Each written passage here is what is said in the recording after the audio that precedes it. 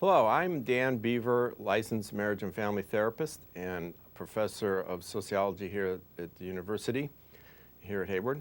I'm going to speak a little bit about the subject of emotional intimacy, primarily in the context of marriage, but it could be in any committed relationship. The first topic I wanted to talk about is the subject of emotions. Emotions are really important in intimacy and relationships. And a lot of times people get emotions and thoughts mixed up. I ask them, how does that make you feel as a therapist all the time? And they say, well, I feel he shouldn't do that. That's a thought, really. How do you feel about it? And they'll say, well, I feel it's inappropriate. That's a thought again. The reality is anger. That's an emotion. Hurt, sad, guilty, anxious, frustrated, disappointed, concerned, worried, joy, pleasure. Those are emotions. Now, why emotions are so important to this subject is emotions, metaphorically, are the blood of an intimate relationship. It's what keeps it alive.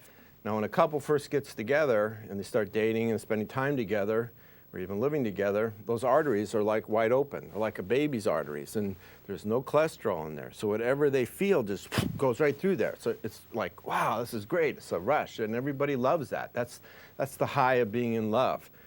But because of mismanagement, because of ignorance, I believe that feeling goes away. And a lot of people just say, well, that's the way it is when you get married. I don't really believe in that. I think it comes from emotional mismanagement. It comes from ignorance. It comes from attitudes that our culture puts out that doesn't really support maintaining emotional intimacy. One of the goals that I have when I speak or teach or work with couples is to learn how to keep those arteries clean, just like you would with a diet when you don't want cholesterol in there. But there are certain attitudes, again, that don't support what I'm talking about. And one of them is that one of the things that I commonly hear a lot is when someone says to a lover, they say, you shouldn't feel that way. There's no reason to be upset. No one else is upset. Now, what's the message when someone says that to a lover? Well, the message is you shouldn't feel the way you feel. And then you give all the reasons why. It's not logical, it's not rational, no one else feels that way. The reason doesn't matter so much, it's the message. You shouldn't feel the way you feel. Now, if you tell a lover that they shouldn't feel the way they feel, my assumption is they'll stop telling you how they feel. They'll shut down. So it's like when you talk like that, you're just cutting those arteries and you're becoming roommates instead of lovers. So the first point I'd want to make conceptually is whatever your lover, spouse feels emotionally is a fact. You don't ever want to debate its validity. I don't care if you understand it. I don't care if it makes sense to you. If they feel it, that's the way it is.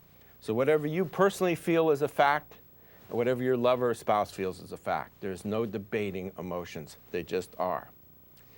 Now, another concept in our culture that really gets in the way of creating emotional intimacy is that we have this idea about that there's two types of emotions. There's two lists, actually. There's a negative list and a positive list. Good emotion, bad emotion, constructive, destructive. We have these value judgments about certain emotions. Now, if you have an emotion that you evaluate as being negative or bad or something, what do you think your tendency is going to be when you feel it? Most people would say they try to get rid of it. They repress, they deny, they ignore, they avoid, they try to get rid of it. Because who wants negative, right? So then my comment is, well, where does it go? Does it just dissipate into the atmosphere? Of course not. It goes kind of in a psychological underground. What it really does, back to my metaphor about arteries, is that that's the cholesterol in the arteries. What happens in reality, if you can't express the so-called negatives, it's very difficult to express the positives. Because if you're blocking some emotion, you end up blocking it all. And then you end up with what I call an emotional flat line. Now, I want to make a distinction here. There's an emotion, and then there's the delivery. Like anger, to me, is just another emotion. But how anger gets expressed or delivered could be very negative. I could tell my daughter it's okay to be angry, but throwing the remote control across the room, that's not okay. That's not acceptable. I know you're angry. It's okay to be angry, but how you're expressing it doesn't work. The idea is to give validity to all emotions, and particularly resentments. Repressed resentments do in so many relationships and marriages, it's incredible. Why? Because it's very difficult to be in love with somebody as opposed to just loving them. It's very difficult to be sexually turned on, intimate, romantic, close, affectionate with somebody you hold a lot of resentment towards. which ties into another myth around emotions in our culture. We think that if we forget about it, don't think about it, out of sight, out of mind, emotion will just disappear. Well, it kind of disappears. It goes away kind of in an underground, but it can sit there for 20 years and then all of a sudden come up. I see people who were in Vietnam that's a long time ago, but they're still emotionally there. Or someone that was raped at 19 and now at 35 is finally talking about it. Another bunch of judgments to watch out for around emotions is when you tell somebody they're too sensitive, or they're too emotional, or you're overreacting, or you're making a big deal out of nothing. Now again, what's the message in all those? Well, again, the message is you shouldn't feel what you feel. And the reason is usually in those situations is because you got too much. Usually there's a little thing that happens and then you got all this emotion. So the person's like, God, you're overreacting, you got too much. But all that emotion is very valid if you listened to me a minute ago. It may not have much to do with that little thing though. So if I'm 10 minutes late, my wife blows up at me for being 10 minutes late, so I don't go, God, you're overreacting, I'm only 10 minutes late. We make such a big deal about it. See, that's like pouring gasoline on a fire. I don't do that anymore. Now I say, all right, you're upset that I'm late. I know it's 10 minutes, so what's going on with you? You're really upset about this. And I said, well, you can't believe what my mother said to me an hour ago on the phone. Really, what'd she say? And then I hear all about her mother. 10 minutes is never talked about. That's just the detonator to the whole big thing.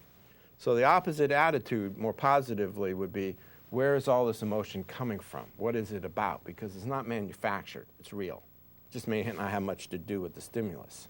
And I don't know what too sensitive is. That concept I can't relate to. I mean, I went to a lot of sensitivity training to become sensitive, to be a therapist, to be a teacher, classes, groups, everything. I don't know how you can have too much sensitivity. It's like be callous and numb. I mean, it doesn't make sense to me. Shoot up a Novocaine, be comfortably numb. No. Sensitivity is a great quality. And I have not figured out what too emotional is. That's another crazy concept. It's like, oh, you're over the limit, too much. I don't know who's to say where this limit is, where you got too much. Another thing that emotions do is they give us power. There's a lot of psychobabble about power, empowerment, and setting boundaries. Where does your power come from? Because people say to me, Dan, I want to be close, I want to be intimate, I want all those things, but I don't want to be manipulated and dominated and controlled and used. I want to be strong. Where your strength comes from is respecting and validating your own emotions again. Because no one can change how you feel. If you're not comfortable with it, what are you doing it for? That's how you set boundaries. Because manipulators and people who want to control you don't care about how you feel. They'll use logic and reasoning, and they don't want to listen to your feelings.